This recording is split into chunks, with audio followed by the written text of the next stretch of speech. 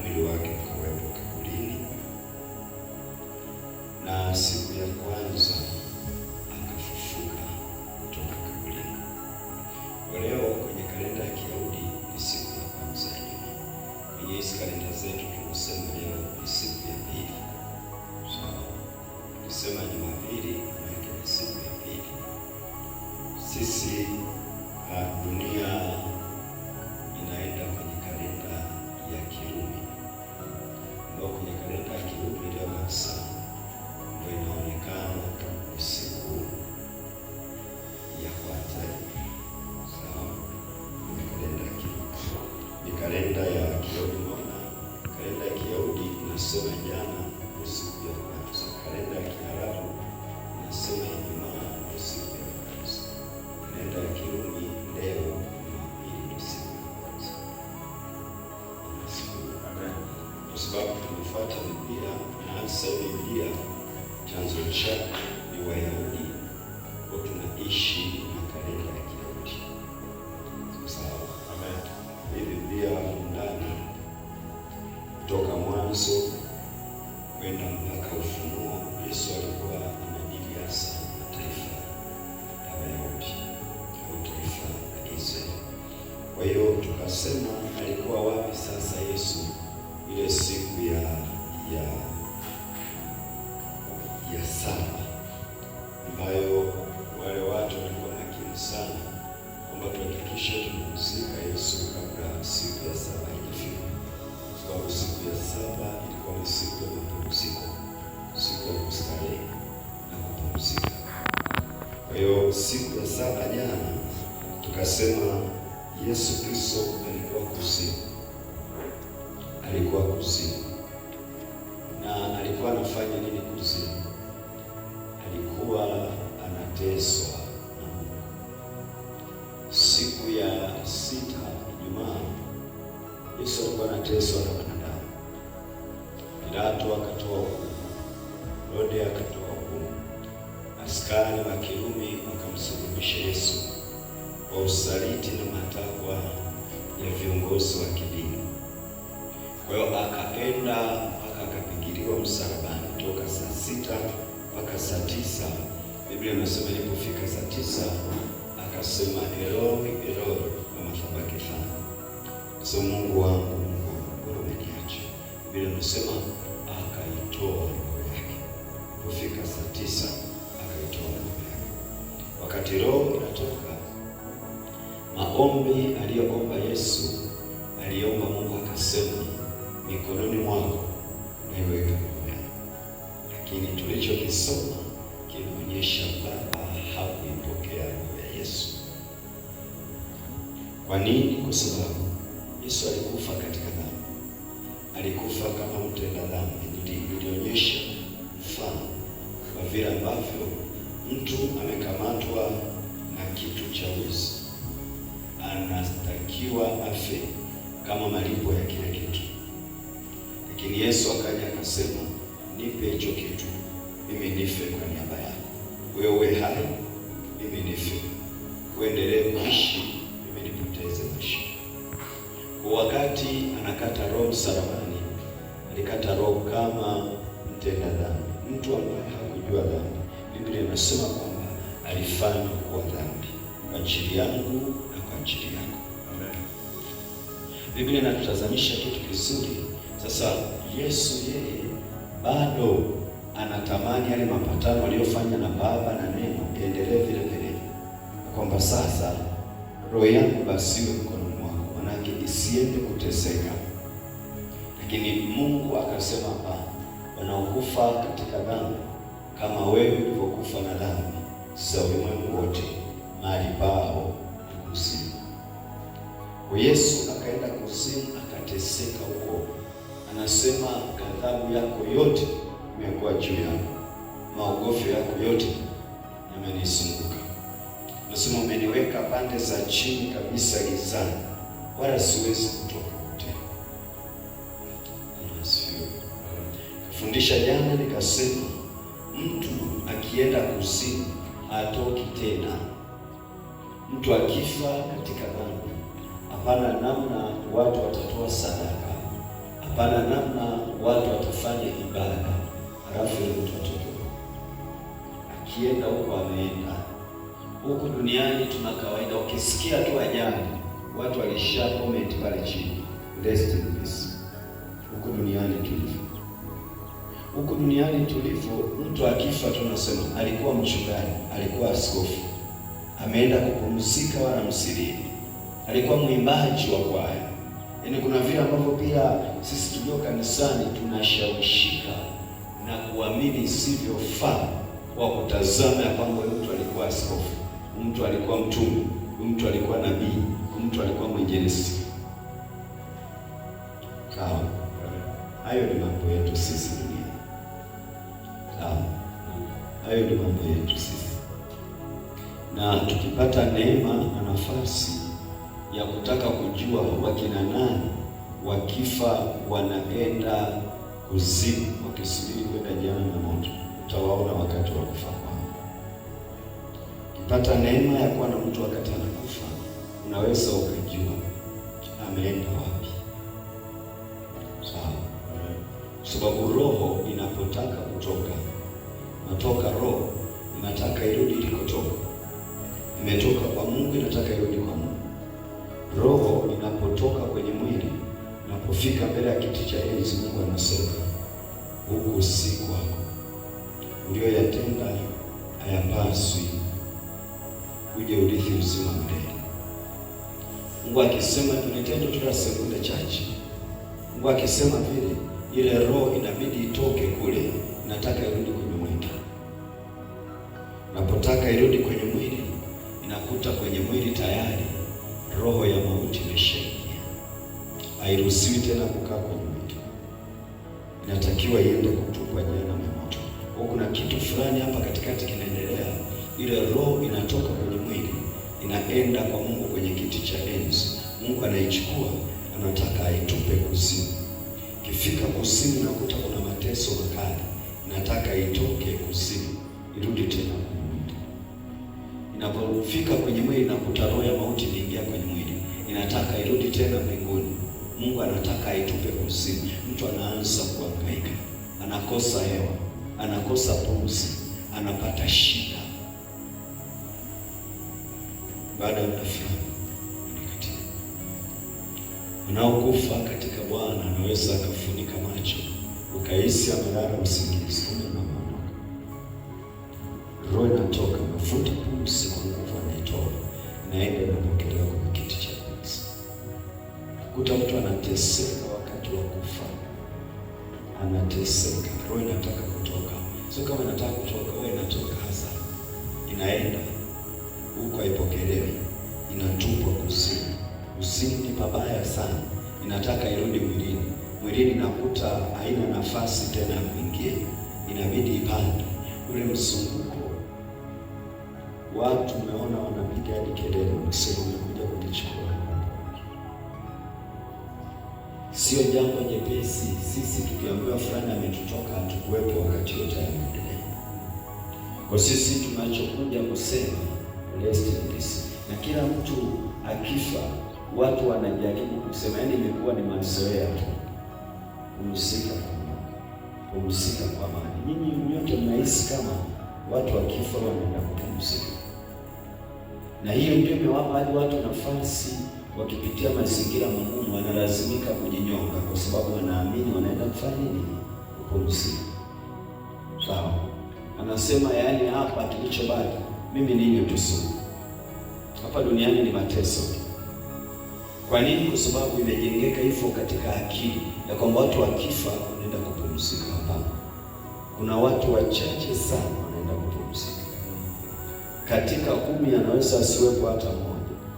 Yaani kwa ruti ambayo watu wanakata roho duniani, katika watu 10 wanawezekana asiwepo hata mmoja wanaenda kupumzika. Amen. Sehemu yao kubwa wanaenda kuzimu, mahali pa mateso, mahali pa shida.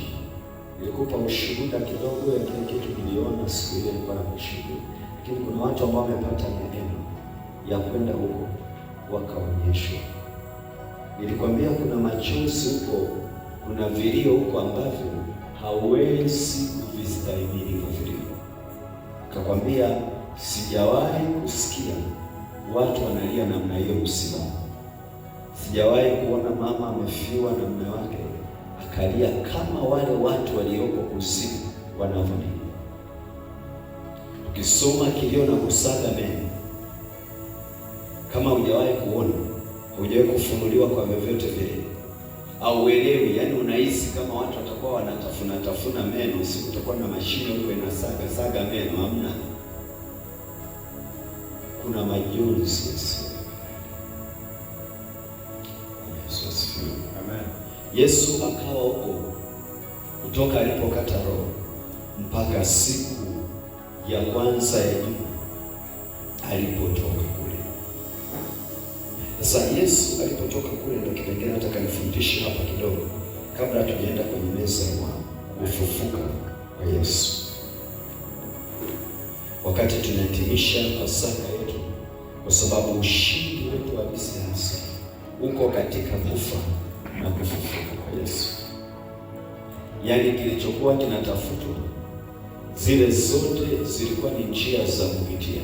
Yaani ni kama vile mtu anapata nafasi ya kwenda kusoma chuo.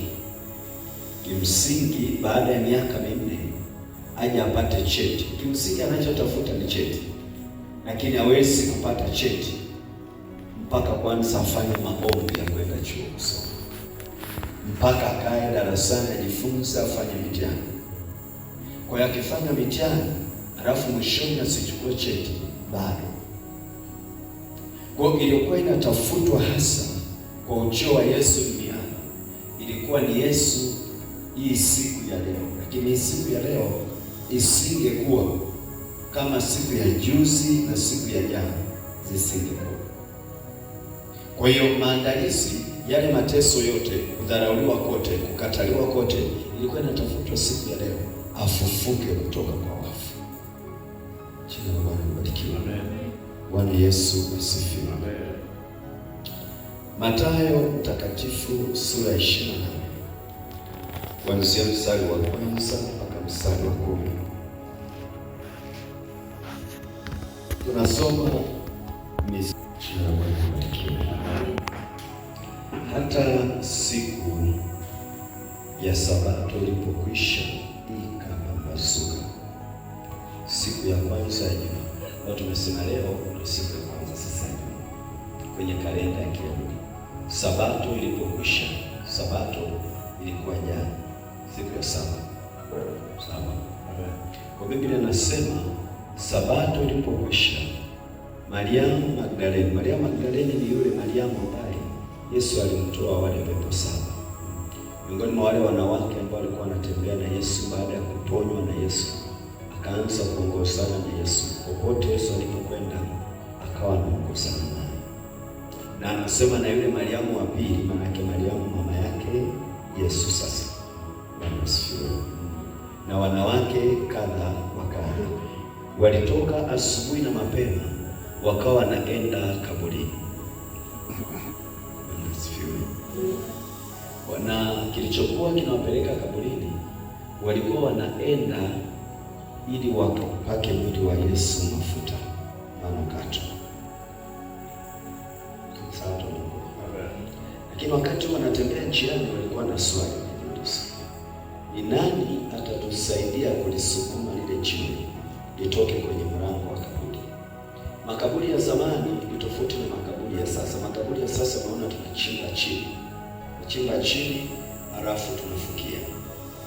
Makaburi ya zamani watu walikuwa wanachonga shimo mwambani, na sehemu pana mwamba walikuwa wanachonga kanakuwa kama ni kachumba huko.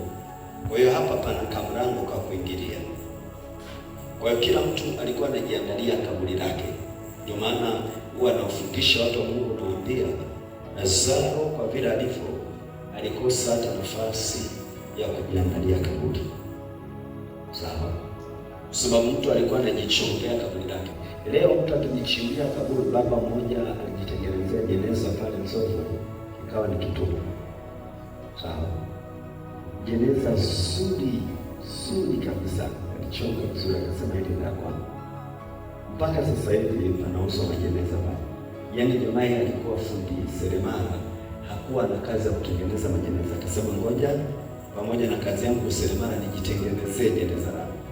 Watu wakalipenda, wakalinunua. Jamaa kabidi aliuze. Ndio akaanzisha biashara ya majeneza. Sawa. Mtu mmoja kule Songea niliona amejitengenezea kaburi vizuri, yani amechimba chini, amejenga vizuri kama kuna mtu anajenga kanyumba fulani. Sawa. Mvua ikinyesha hivi sio maji yanadondokea pale. Yule jamaa yule. Sawa. Mpaka waandishi wa habari walienda kumulika pale. Jamaa amejitengenezea jeneza, alikuwa askari polisi. Sawa. Amejitengenezea kaburi, ametengeneza jeneza. Yaani kwenye kizazi chetu si jambo la kawaida. Zamani ilikuwa ni jambo la kawaida.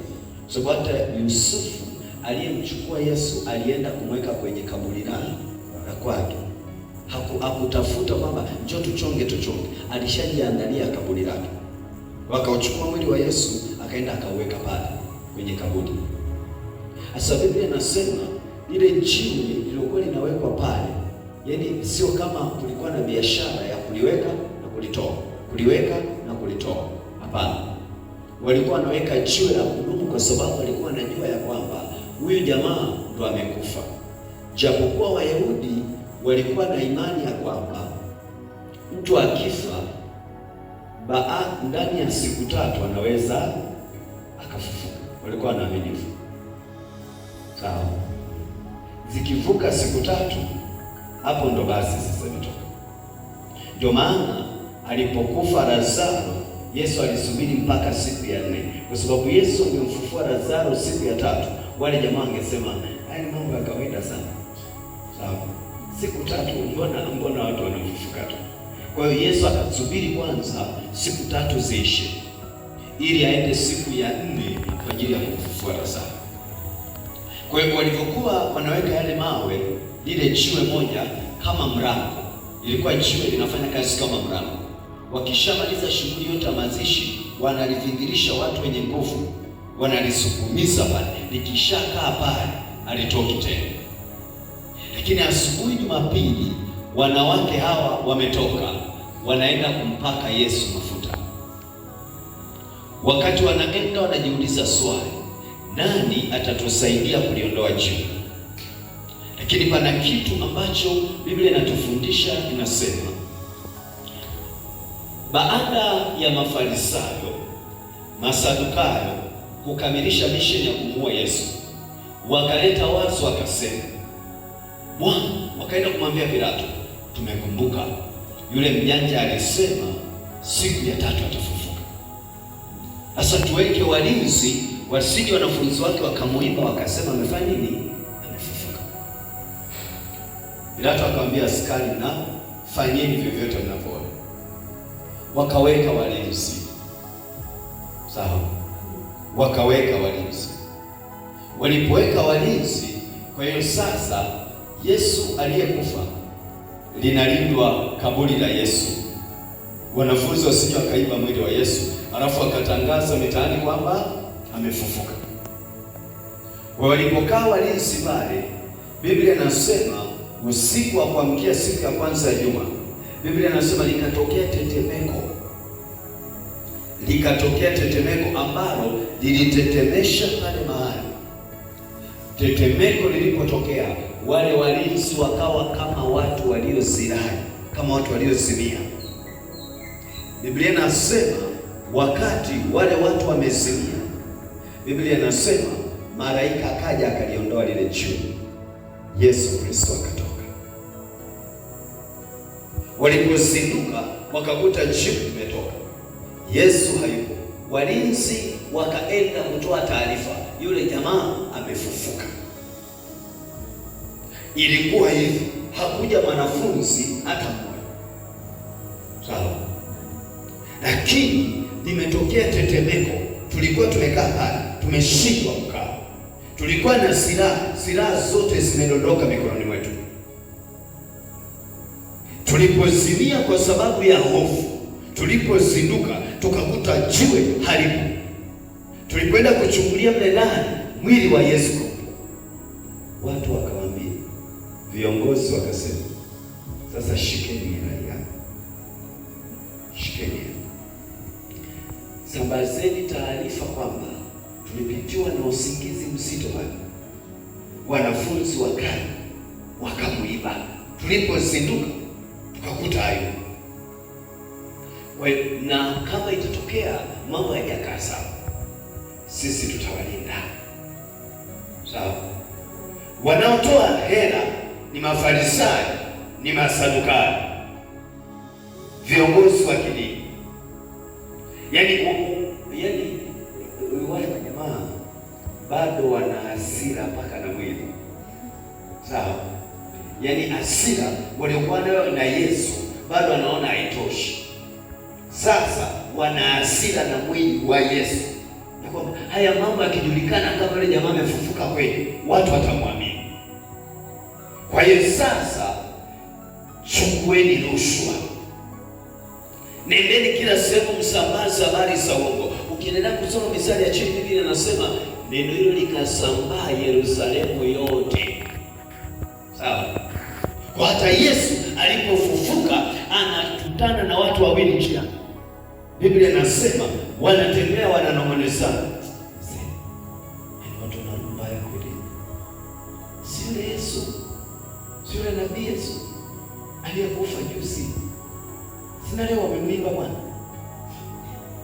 Wanaongea na Yesu. Yaani hawa wanaongea na Yesu. Watu wanazungumza na nani? Na Yesu. Yesu anasema, kwani kuna nini? Unaishi wapi? Niko hapa Yerusalemu. Hapa Yerusalemu hujui aliyotokea? Yesu yule wa Nazareti yule. Yesu anauliza, imekuwaje? Waliamua juzi. Wakamzika. Leo habari zimesambaa huko, ameibwa. Watu wana roho mbaya kweli. Yaani wale jamaa wanamwelezea nani? Yesu. Tuna roho mbaya sana. Biblia inasema karibia kabisa wanafika. Wakamkaribisha Yesu. Karibu. Yesu akaingia. Akafungua macho. Yesu. Akapotea macho. Kuna kitu cha msingi kinaitwa imani. Sawa? Hapa tuna kipengele kinasema kufufuka kwa Yesu. Yesu alitembea juu ya maji na wanafunzi wakamuona Yesu. Sawa? Yesu alifufua wafu. Sawa? Lazaro ni mtoto wa Yairo, yule kijana wa yule mama mjane. Sawa? Na wengine ambao hatuna taarifa zao. Sawa? Yesu alikuwa anafanya miujiza isiyo ya kawaida.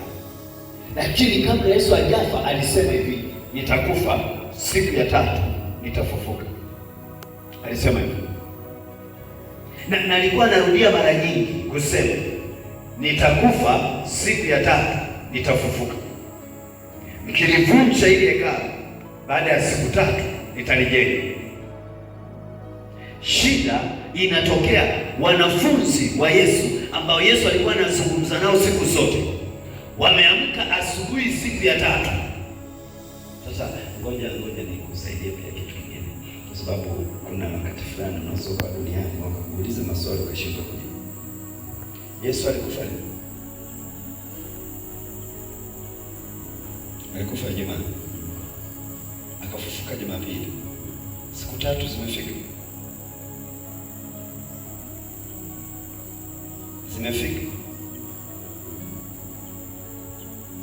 Anasifiwa. Watu wa Mungu zimefika.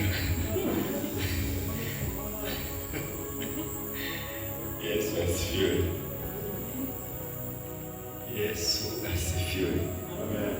Yaani kuna namna fulani tusipojifunza vizuri. Tukiwa kanisani sisi ni wazuri wa kuitikia amen. Siku ya tatu akafufuka. Amen. Kakutana mfuatiliaji mzuri anahesabu Ijumaa mpaka Jumamosi siku ya kwanza. Jumamosi mpaka Jumapili siku ya pili.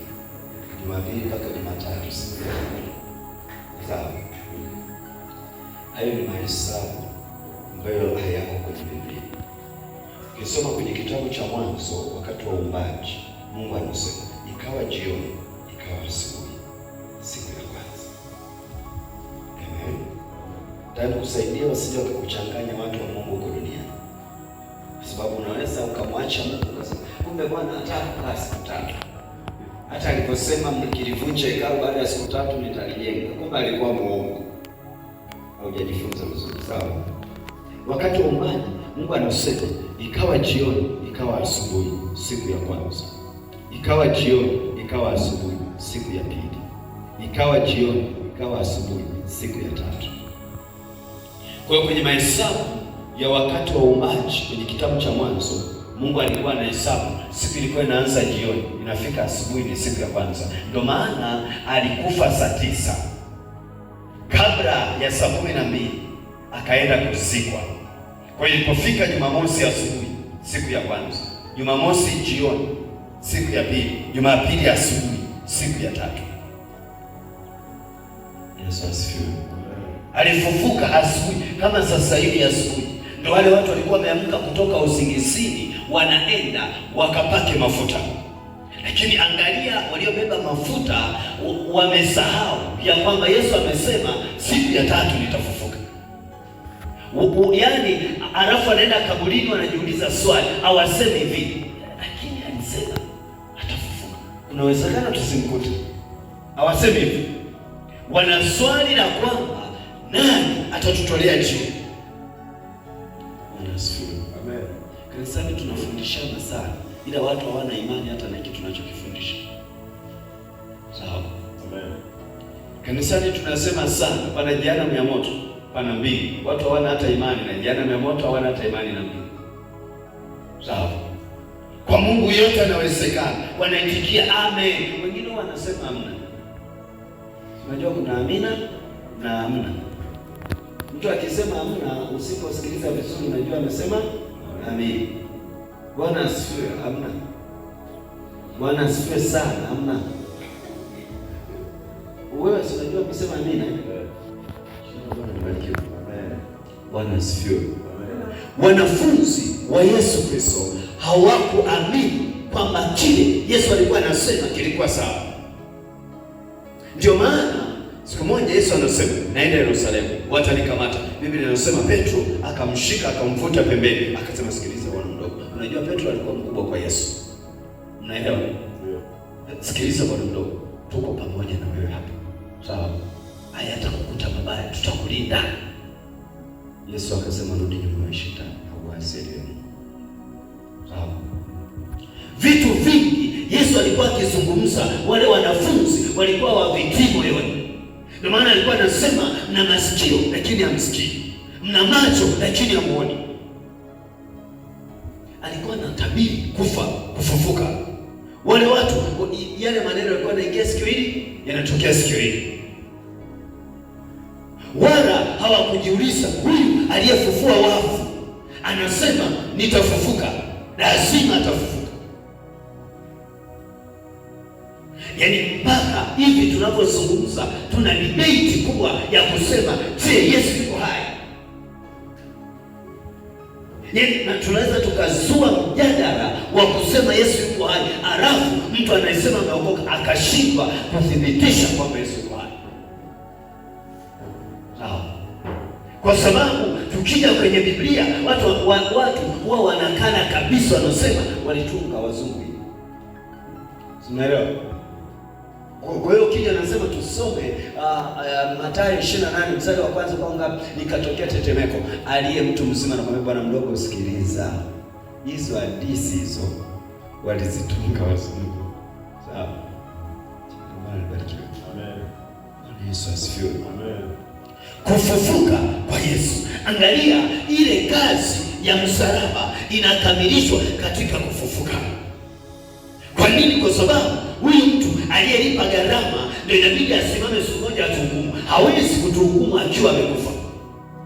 Lazima awe hai, lazima aishi. Sawa? Amen.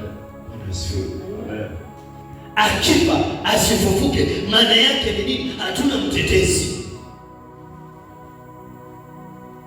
Paulo anafundisha kufufuka kwa Yesu, anasema kama Yesu hakufa, basi tule tunywe tufurahi, tusubiri na sisi tufe, kwa sababu akitoka hapo imeisha. Sawa? Lakini kama tunatumaini ya kwamba Yesu alikufa siku ya tatu akafufuka, tunalo tumaini ya kwamba tutakutana naye siku moja. Amen. Yesu asifiwe. Huyu Yesu tunayesema habari zake, angalia jana kwa nasema hivi, mtu akienda kuzimu hawezi kutoka. Lakini Yesu Kristo alipoenda kuzimu siku ya tatu alitoka. Hajawahi kutoka mtu. Hajawahi kufa Budha siku ya tatu akatoka, hajawahi. Mtume Muhammad alipokufa hajawahi kufufuka.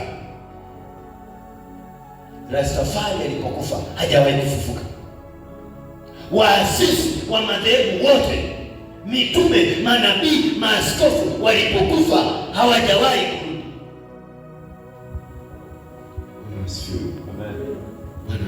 Amen. Wanaenda huko Maka, wanasema alizikwa hapa Mtume Muhammad. Ni kweli alizikwa pale, hajawahi kutoka pale. Lakini ukienda Yerusalemu kuona kaburi la Yesu, hayumo Yesu. Alikufa siku ya tatu akafufuka. Ndio maana tuna confidence, tuna ujasiri wa kumsema Yesu, kwa sababu tunamsema aliye hai, tunamsema anayeishi, tunamsema Mungu mwenye nguvu ambaye kuzimu haikuweza kumshika. Asifiwe. Yesu asifiwe. Jana nilikuwa natoa ushuhuda hapa, nikasema nilipoona siku ile, nikaona ule moto ulivyo, mtu atoke, yaani mtu anavyofanya bidii atoke, unamvuta unamrudisha chini. Sawa? Ni kama matope, yaani mtu anajitahidi atoke, ndo anavyoongeza nguvu, ndo anazidi kutitia. Yesu anasema umeniweka pande za gizani, chini kabisa vilindini. Lakini zamu ilipofika, Biblia inasema kuzimu haikuweza kumshikilia Yesu, mauti haikuweza kumshikilia Yesu. Zamu ya siku ya tatu, Biblia inasema tetemeko likaja. Tetemeko lilipokuja, Biblia inasema hivi, Biblia inasema wale walinzi waliokuwa wanalinda kaburi wote wakazirai, wote wakazimia. Walizimia wote, watu walikuwa wanalinda. Mimi sijui ile kaburi na kilinda mpaka lini, mimi sielewi. Nahisi mpaka leo kangekuwa na walinzi. Nahisi. Sawa. Alafu ilikuwa ni hatari kubwa sana Yesu kuendelea kwepo. Ilikuwa ni hatari kubwa sana. Sababu unaona hawa walikuwa na biashara kwenda kupaka mafuta. Sijui wangeendelea kupaka mpaka lini. Sawa. Wangekuwa na rithisha. Leo watu wanaabudu kwenye makaburi ya babu zao. Vipi la Yesu? Watu wangehalalisha kabisa. Huyu ndio alifanya mambo makubwa sana. Babu mwenyewe alikuwa eleweki, yule babu anayemwabudu kijijini bana. Alikuwa eleweki, lakini anaabudiwa bana. Jina la Bwana libarikiwe. Amen. Bwana Yesu asifiwe. Amen. Tukizungumza watu wa Mungu, imani ya Ukristo, imani hii tuliyoipokea ndio imani ya pekee ambayo mwanzilishi wake alitoa uhai wake kwa ajili ya watu. Mwanzilishi wake alikufa siku ya tatu akafufuka. Wengine wanaamini watu tu. Ukimuuliza ni kwani, alienda mlimani akapata maono. Huyu alishuka kutoka juu. Kuzaliwa kwake hakukuwa kwa kawaida. Alizaliwa na Bikira Mariamu. Sawa? Hakuna biolojia pale. Sawa? Maisha yake yalikuwa maisha ya miujiza. Hapana mtu aliwahi kufanya miujiza kama Yesu. Akakamatwa, akateswa, akafa. Siku ya tatu kama leo Yesu akatoka kaburini. Yesu anaishi leo. Tukikaa hapa tunasema tunaliita jina la Yesu. Yesu yu hai, Yesu anaishi, na kila wakati kitu kilicho hai huwa kinajithibitisha chenyewe. Amen. Hatuhitaji kusoma Biblia ile tujue Yesu alifufuka. Sawa? Yaani hata kama haujawahi kusoma Mathayo 28 mstari wa kwanza mpaka wa 10, tetemeko likatokea, lakini tukisema Yesu, unajua huyu jamaa yu hai. Kwa nini? Kwa sababu tukizungumza habari za Yesu, wagonjwa wanapona. Kwa sababu kama Yesu angekuwa haishi, tungekuwa tukilitaja jina la Yesu tusingeona matokeo. Sababu wanaotenda ni walio hai. Amen. Jina la Bwana libarikiwe. Amen. Yaani wewe kusema hivi, tumwite Makunja tusaidie kusogeza ina madhabahu. Nikiwa nimekufa naweza nikasogeza. Yes. Amen. Ndio maana ukiwafuatilia wale jamaa wale wanadini, ukiwafuatilia vizuri, hata maombi yao hawaombangi kwa jina la viongozi wao.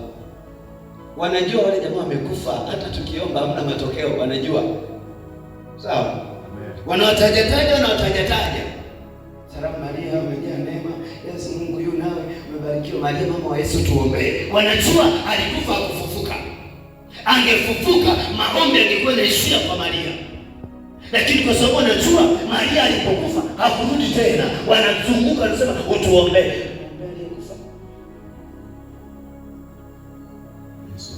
Amen. Wana watu wakienda kwenye sala zao na dua zao, hawasemi kiongozi wetu aisemi tusaidie, wanasema hivi, wanataja majina majini. Hawamtaji mwanzilishi wa imani yao. Sawa? Amen. Jina la Bwana libarikiwe. Amen. Bwana asifiwe. Amen. Yesu asifiwe. Amen. Anajifunza, anasema hivi, ukiiba hapa tunakuombea. Unakumbuka watu wa Mungu hapa? Unakuja unaiba kanisani, tunakuombea uchanganyikiwe. Sawa? Tunakusomea dua inaitwa Al-Badr. Nikaenda nikaanza kutafiti hii dua ni ya namna gani, nikakuta kuna jini inaitwa Al-Badr. Wakati nasoma aina za majini, kwa hiyo kumbe hawaombaji hata kwa muasisi wao. Yesu asifiwe. Amen. Jina la Bwana libarikiwe.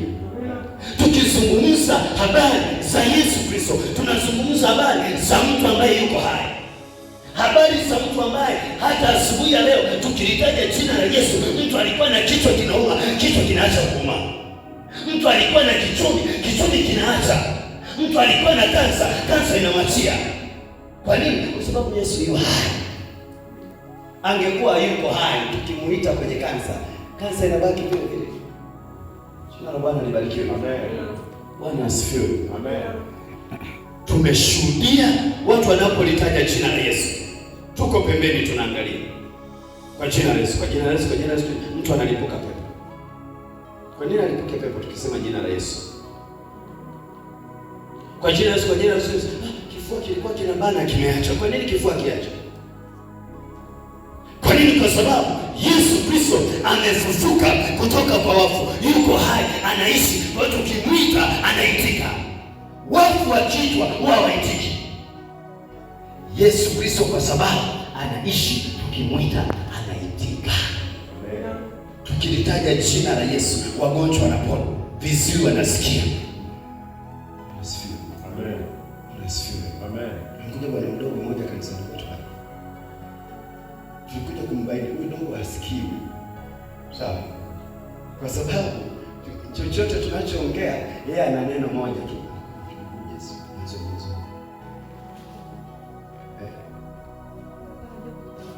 Yaani ukisema Bwana asifiwe, ninaitwa fulani. Sawa? Baadaye mke wangu ndo ananiambia ndogo asikii.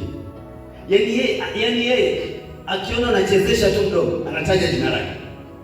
Naitwa fulani. Akiona anaendelea kutaja, sisiki. Anakuambia sisiki. Sawa? Yesu bariki. Amen. Masikio yote mawili hayasikii. Tukaongea na mke wangu, inabidi tumwombee. Yaani ikabidi tuende naye taratibu. Hii ilikuwa pwani. Nilizaliwa hivi sasa naanza kutoka ile hadithi. Ana miaka 15 yule binti. Tumuona unahisi kama ana miaka 20. Lakini anasema, nikamuuliza una simu? Akasema mimi sina simu. Mimi bado ni mtoto, siwezi kutumia simu. Wewe una miaka mingapi? 15. Nikashtuka. Uko na miaka 15. Anaonekana kama ana 22. Sawa. Toka nizaliwe anasema masikio hayajawahi kusikia.